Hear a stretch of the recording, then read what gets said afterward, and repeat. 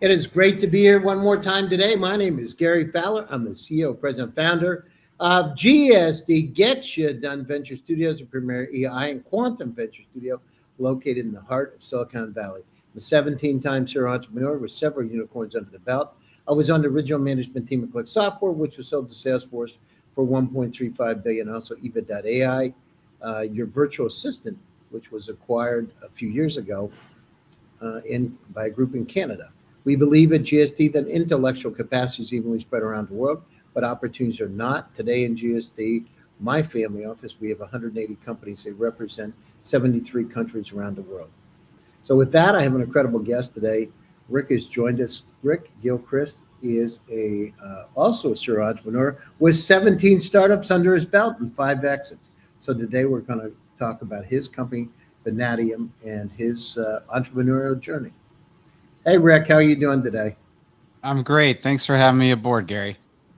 So, how did you get started? How did you become an entrepreneur? You've done 17 companies, and how did you get started? You wake up one day and say, "Geez, I want to do something different." It's all cliched when you say serial entrepreneur, but I think that some people are just born to solve problems. From a very early age, I was that guy that was finding golf balls on the golf course and reselling them on the 14th green to the same guys that lost them. I started at an early age, and the idea was if I saw a problem, I wanted to solve it. And that kind of was the theme for all of my startups, whether it was solving the issues with small offices wanting to afford how to, put a wide area network in and, adopt Wi-Fi, 30 years ago, all the way through solving issues in ed tech and getting transparency in the higher education system for students.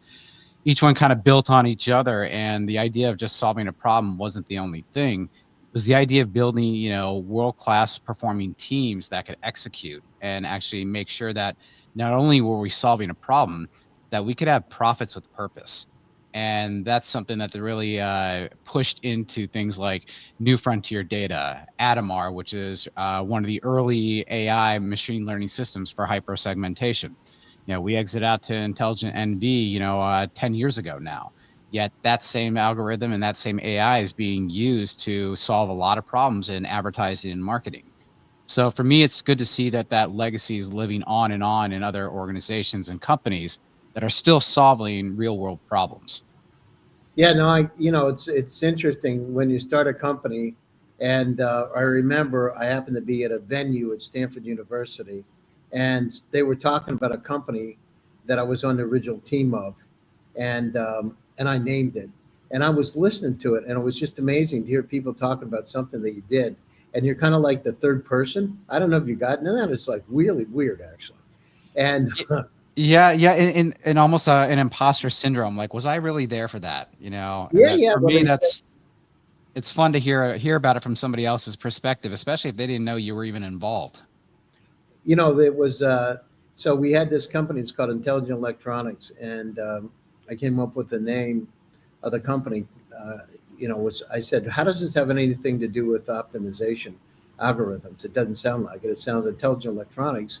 Sounds to me like it's hardware, right? So I was on my mouse, and it clicked. It was one of those old Logitech that made a lot of noise, and it clicked.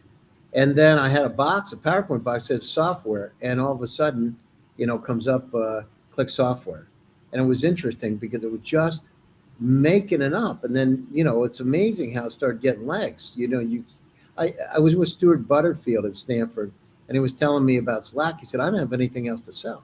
You don't understand. I had a gaming company. It was like not working. And he said, I had a project management tool at 30, I think it's 37 or 38 employees. And that's how Slack was born.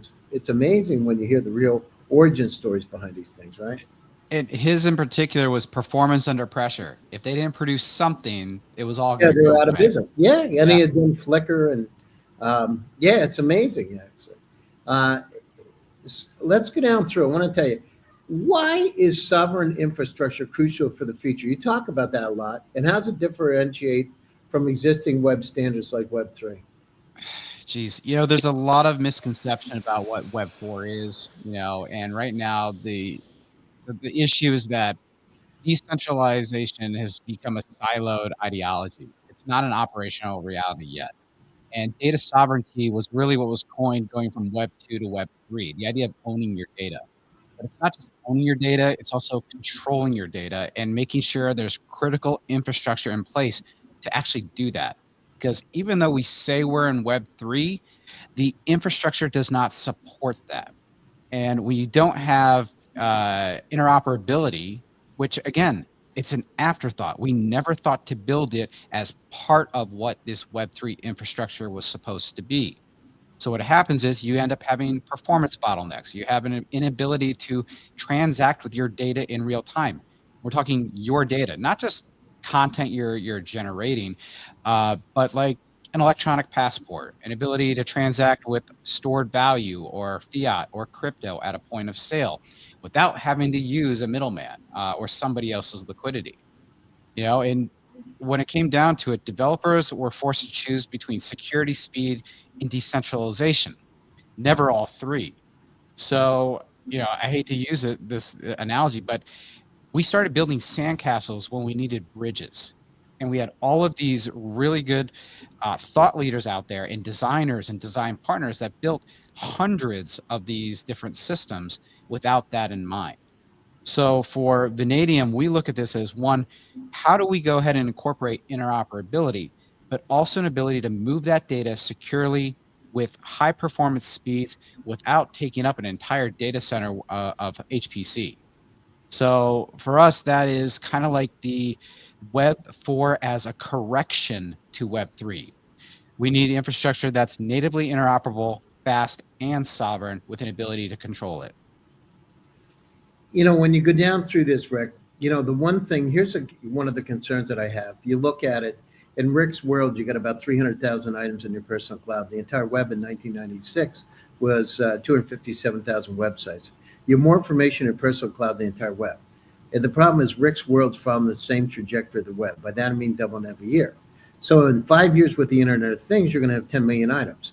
The problem, and I want to get your opinion on this, because this is where this data, it disturbs me a little bit because of that we have not solved this challenge, in my opinion.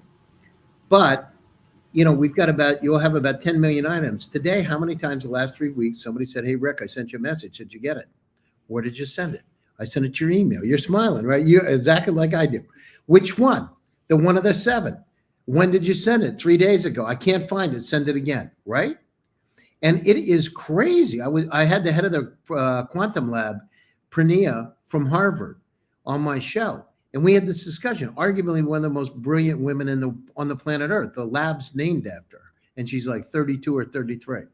We have a problem with infobesity, and we're not solving it. We're talking about throughput, but we have to solve the problem, because you and I are, in psychology, we call it learned helplessness. You get so much data, you get paralyzed.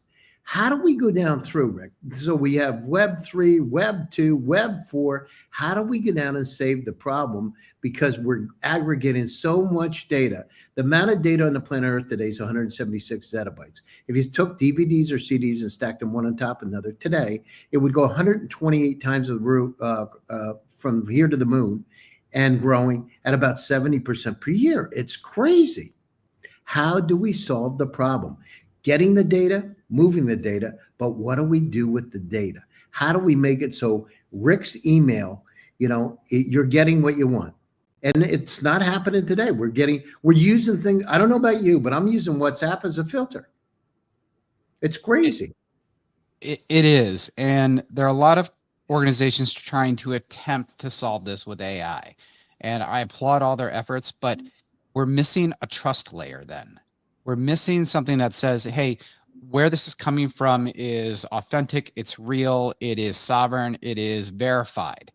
It's the reason why a lot of AI systems are giving these false outputs or hallucinations too, because the source data is not necessarily credible. Without that trust layer, and I'm saying this for a very specific reason, we lose the ability to audit our data. So this is why a blockchain or DLT behind all of that is so important. Having that audit trail, that chain of custody, is a baseline for interoperability. but you talk about like that message. Now, ironically speaking, you've got even like Gemini, and you've got these co-pilots say, oh, I'm aggregating from 4 different email systems. Oh, and by the way, give me access to your WhatsApp. Give me access to Signal also. Give me access to, this mobile app where you may be receiving other messages. But how am I supposed to tackle all of those systems when they don't talk to each other, number one? And number two, you're now prioritizing and reprioritizing based upon the uses of 1 up to 6 different AIs that are helping you to co-pilot your life. Not to be too glib with that, but the reality is that without knowing your source data, without knowing what's important to you and what's not important to you, with all the noise that's out there and the bloat we talk about, we really don't know what data is the most important to us as an individual versus us as a cohort or an enterprise. And when we can do that with removing these current AI stacks and current blockchain stacks to operate in real time, because mind you, nobody's broken the 300 millisecond barrier with being able to do blockchain and AI and composite data analysis and aggregation and all of that. But being able to look at it in real time allows you to have that foundational and trusted AI with secure border data sharing. This means you can now share what you want to share. You can accurately predict what those outcomes will be from, hey, I got this message. I need to respond within a certain amount of time. It's going to remind me to do so in the right modality with the right message to the right person at the right time. That truly that ultra hyper segmentation of information in to information out. But to do that, How do you know it's here's the thing. I don't know about you, but I'm getting things like signs that are fake. I'm getting so many fake things coming to me, and it hasn't even started, right? We're working in my lab on multi-agent large language models where we got 14 as a team, working as a team. They're not even sophisticated yet. My concern is that we don't even know what's real, right? Coming in, and then you may get something from somebody that's outside of scope that you may not even know that sends you, you won this award and you really did. How do we do that? It's just interesting for me. It's like this crazy problem that we haven't solved yet, right? And so, we got somebody has, and I'm going to say we take our cues from the intelligence community on this one. Right. There are organizations that are collecting this data that are constantly dumping things into counter intel versus real intelligence. And there's a great place for AI for that. Understanding basic key points of a message coming through, the like an IP address, an IMEI number, an ESN, location of where that's coming from, doing cross-chain tracking, and being able to do skip tracing on messaging. That's something that gives you a layer 1, layer 2 ability to weed all of that out and then grade the idea of a 1 to a 10 on risk for that message. And I think that the intelligence community does that extremely well right now, but it's super expensive. And the analysis and high performance compute for that is rather intensive. There's a reason why we were going to have one of the largest data center campuses outside in Gainesville, Virginia here, because we need that. And they're on a power delay of 5 to 7 years right now on top of that. So that gives you an idea of what we're preparing for when we're using Web 3 to Web 4 transoms, if you will. So, this kind of segues into the idea of embedding sovereignty from source data too. So if you don't have this verification that this was generated on chain and this is a viable product, a viable photo, a viable email, a viable message from a trusted source, well, there's your first, gate check. And this can be applied to everything from people generating AI generated receipts that look like crumpled receipts that they're submitting for a corporate reimbursement. All the way down line to, I was at this restaurant last night with so-and-so and taking a picture of us there, and it really never existed. So those are ways that we can start filtering out what was AI generated or is a threat actor, if you will, for messages and data that's originating from places it shouldn't. But how are we going to go down through? It's very interesting. So I want to ask you a question, though. So you've got this a real-time decentralized data ownership at scale model. How does it work in traditional regulated industries? So now you know who has the data. So you feel a bit better, whatever it is, email, whatever. But how do you go down through and get regulated industries interested in these kind of models? In many cases, we have to go from a top-down perspective. We are missing that critical infrastructure. Bottom up is a struggle. You have to get a multiple buy-in. You look at healthcare in particular. There are going to be organizations that will be top of funnel and say, hey, if you adopt this, and we're talking like the EMRs, EHR systems out there, or we're talking about the healthcare systems like Cleveland, Mayo, MedStar. Can you walk me through, Rick? Tell me exactly. So I know you're doing so your solutions in the healthcare. Where are you going after that? What are you doing? Because I'm really concerned about that. That's another one of my, points. I'm really concerned. Our healthcare system, like there's doctors are so overwhelmed, they don't know what they have either, right? They're at learned helplessness level. Many of them today. How do we go down through? And what are you doing for them, and how you transform it? Like, let's take healthcare, because I know you have solutions, right? Yeah. So healthcare is a good example because it could be as small as medical credentialing. It's extremely difficult for practitioners to move from unit to unit, from hospital to hospital, and verify their credentialing. We can solve that by putting that credentialing all on chain with attestation. Okay, and that's a small aspect of that. But where the issues are on like the healthcare, life sciences, clinical research area is that systems, legacy systems are hoarding data and they can't act fast enough on it. And they're sitting in data lakes, or they're sitting in an exchange, or they're sitting in FTP servers, or they never thought this data could be layered on top of it. Now, think of a bad outcome for a patient that is being treated in a hospital floor. Now they're going by what was the last telemetry, what was the last checkup for their rounds. This bad outcome was due to maybe point of care. But now layer on, what did the HVAC system say at that same time? What was the relative humidity in that room? Was there a different nurse on staff, or was there a different person on rotation? Was there somebody with a communicable disease in 2 rooms adjacent that were affecting this person because they had not gotten the proper immunization? All of this data that we can now layer on top of it without having to be interoperable, without having to have versioning of it, pulling that all together in real time, we can reduce those bad outcomes due to bad data from 1 in 5 to 1 in a million. And that is a very easy way to see how it's directly impactful to have all those data silos broken down and actually make them usable for data-driven insights and data-driven decision making. And we're now realizing that whole idea of digital sovereignty is now part of healthcare security, national security.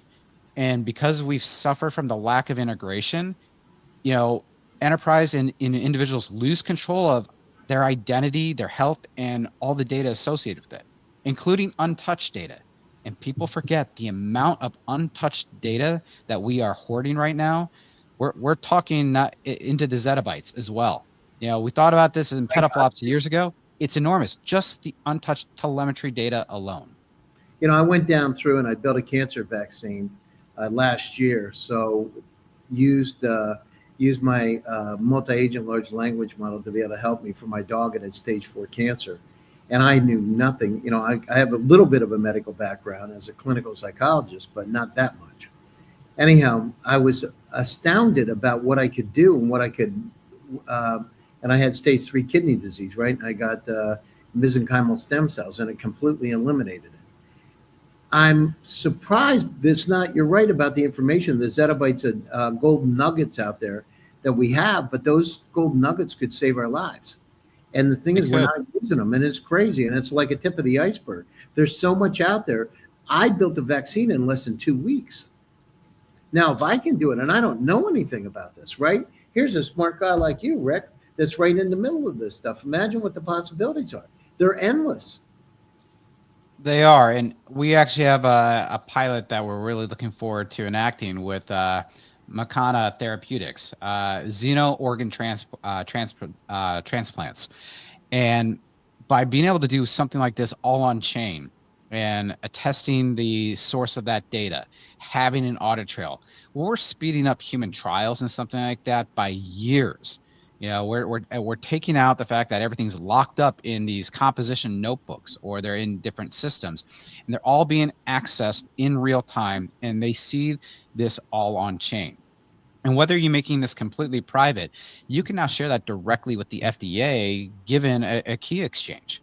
Uh, but most importantly, as an individual being able to control your data, or an enterprise controlling your data, ensuring that you own it and utilizing things like soul-bound tokens. And for many people, that's theoretic. But I love the analogy that our chief growth officer, Laura Fredericks, uses. If you can take your driver's license, I can hand it to you.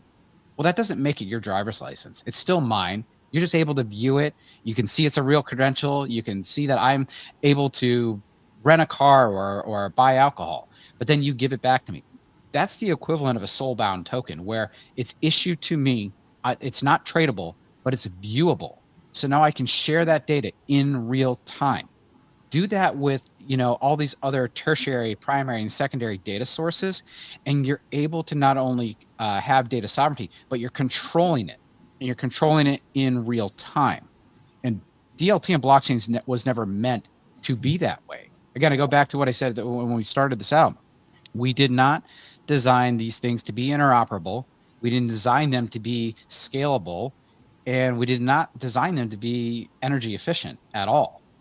So our protocol actually takes out that idea of algorithmic load balancing and subtokenizes the transaction itself, allowing us to speed that up to 1.1 millisecond latencies, and doing transactions of hundreds of thousands of transactions a second versus like Visa's, 25,000 transactions a second, or Ethereum's 3 to 30 transactions a second.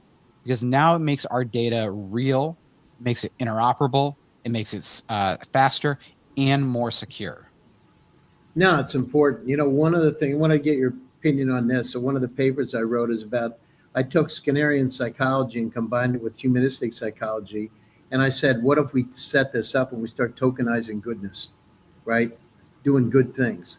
And one of the high net worth families in Switzerland, actually one in Germany and one in Switzerland, really loved the idea, right? And my thing is, why don't we go out and reinforce good behaviors? One of the problems that we have with these pragmatic models, these AI models we have, is we haven't really gone down through and created a system that really shares our values, in a good way, the good values. Some of them are common with all cultures, right? But how would that, could there be something, is there some way to use that kind of a model within your system? How can we take those kind of things and change behavior in a good way? Yeah. So interestingly enough, a lot of healthcare systems and hospitals, and this is just a good use case.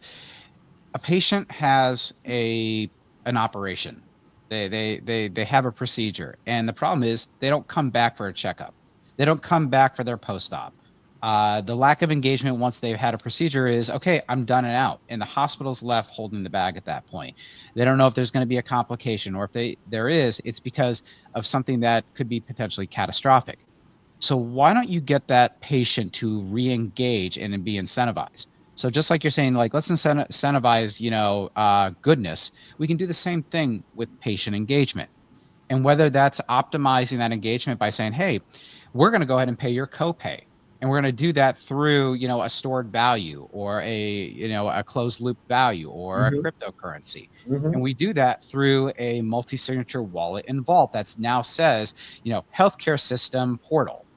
Okay, now we've put something very powerful in the hands of the patient/consumer and the enterprise to not only incentivize them to engage, but also to be able to have access to all their data that they can share with any other practitioner as well. I mean, can you imagine a world where your medical data actually travels with you, all of it, not just one or two systems, or you having to log on to multiple systems, but having that tokenized, updated in real time, it's encrypted, it's under your control, and you can do it in any country where you can run an AI model on encrypted population health. So this, going to your question, allows you to incentivize the sharing of that data, re-engaging with a practitioner, being able to share your information for clinical research trials, increase patient cohorts for research. All of that with a remuneration model built into a system that says it's real, it's attested, it's on chain, it's auditable, and it's true. I mean, how many times have you said, yeah, I get a query that says I have 5 to 6 drinks a week. But what if you were actually really real tracking that in your wallet or your Starbucks app or Yeah, whatever it is? that's That's real and data. it has to happen, right? Those kind of things have to happen to be able to guide behavior, because the problem is we don't know what we don't know, and we're so busy inundated with this infobesity problem. Yeah. We don't have time. I mean, It's a little bit Big Brotherish, but think about this. What if it was Big Brotherish, but you had control over it? You control who sees what. You're controlling like how you're sharing it and making it permissive. You license it at this point, and that's the model that's going forward. Sure, people say data is the new oil, but it's not just the data. It's the ability to control it and understand it's real.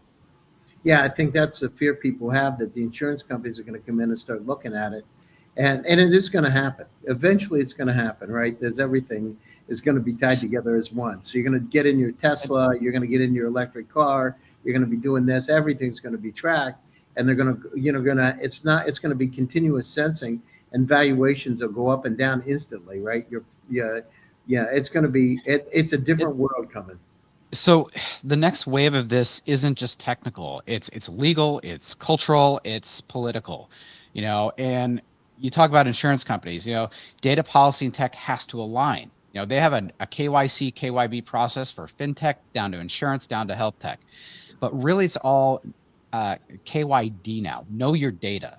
And that's what we're really aligned with knowing your data.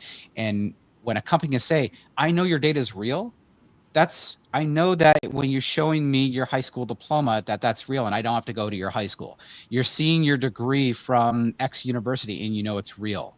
Passing the bar, ID, medical credentials, certifications, all of that. It's a know your data scenario versus a know your customer scenario now. And you being able to permissively control that. And after I'm done, I don't know, applying for a mortgage or health insurance or life insurance. When that's done, I turn those data streams off. That's it. I've used my data for utility. I've gotten my approval. I've turned it off. My data is back to being mine. No, I think that's great. We got to move to those kind of environments.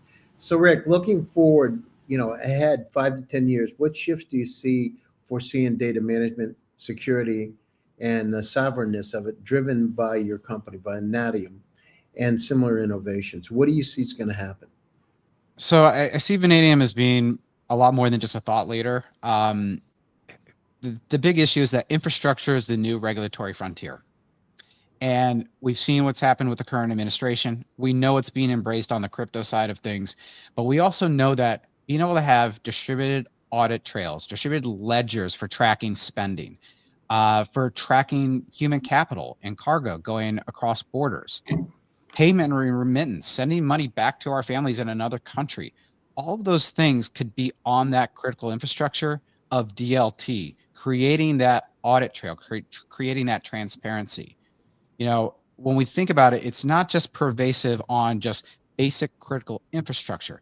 It's information sharing, information security, and we're talking about even what's happening with our soldiers in theater. The idea of body cam footage being transmitted to a local array versus the low Earth orbital satellite system or back to an analyst. All of those things need to be protected in knowing that you're only sharing it with the person, entity, or destination that you intend to do it. So for me, I go back to the whole idea that it's a lot more than just technical now. It's that legal, cultural, political alignment at the top levels. And I see that that's going to be something that's going to be adopted over time as we get away from the stigma that blockchain DLT AI is somehow rooted back in things like cryptocurrency and everything that's associated with that. Putting AI on blockchain allows us to have a more stable future based upon real data that we can verify.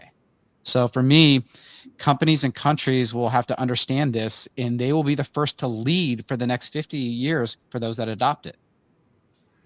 We're coming up to the top of the show, Rick. So, a couple of things. One sentence, how would you define the success of your company in the next 5 years? What would you define as being successful? Web 4 is going to be powered by infrastructure that's fast enough for AI, safe enough for finance, and smart enough to just stay out of the way. I mean, we don't need to rip and replace systems. We have a way to put something like our vanadium diffusion protocol in place that allows organizations not to spend 5 years migrating, government to immediately adopt and see the impact of this on our day-to-day lives, Mm-hmm. and an ability for a person to adopt it and lay claim to their own data, but use it for their purposes. It goes back to, use, own, control, and being able to land and expand with your data. So, for the startups all over the world, watch my show, and you've done 17 companies and 5 exits. What piece of advice would you give them? And what's the best piece of advice if you could look back at your, over your career? What's one thing that was really important that you've stuck with, and that's really driven your businesses? Biggest piece of advice is build a solid team. Surround yourself with people that are smarter than you in their areas of expertise. Because if you're the smartest person in the room, you're in the wrong room. And because of that, you're going to learn more from your failures than your successes. It is very quick to start scaling a company and trying to, quote unquote, meet demand, and you scale too fast. And that's where a lot of companies falter.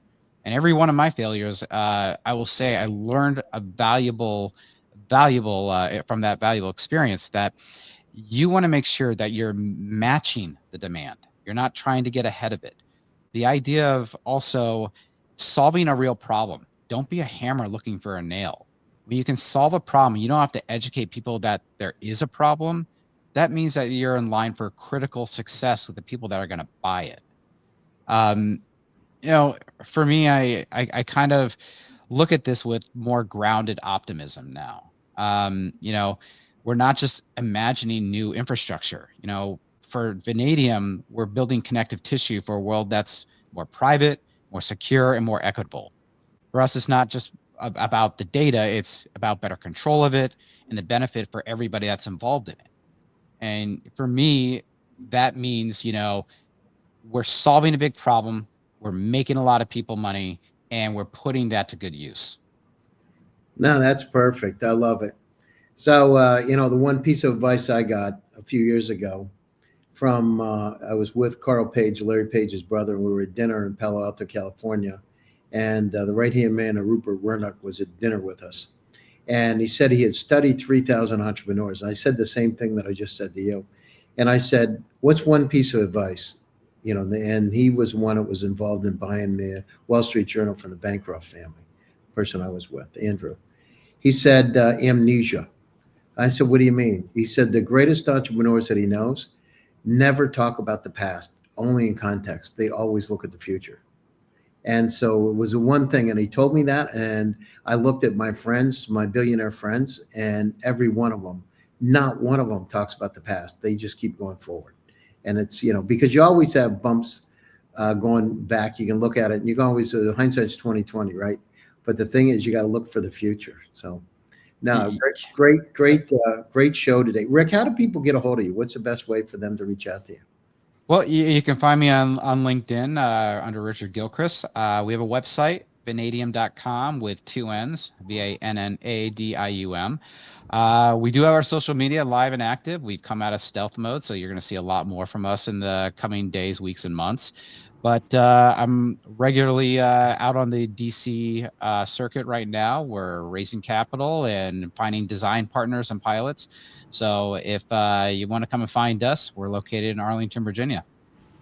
Thanks for taking time out of your busy schedule to join us today, Rick. I appreciate it. And thanks to all of you for joining one more time. GSD presents Top Global Startups. My name is Gary Fowler, and I'm your host. Stay happy, stay safe, and stay healthy. And I'll be back again soon with another exciting edition. If you want to stay on for a few minutes, Rick, we can talk. Yep. And to all of you out there, talk to you soon.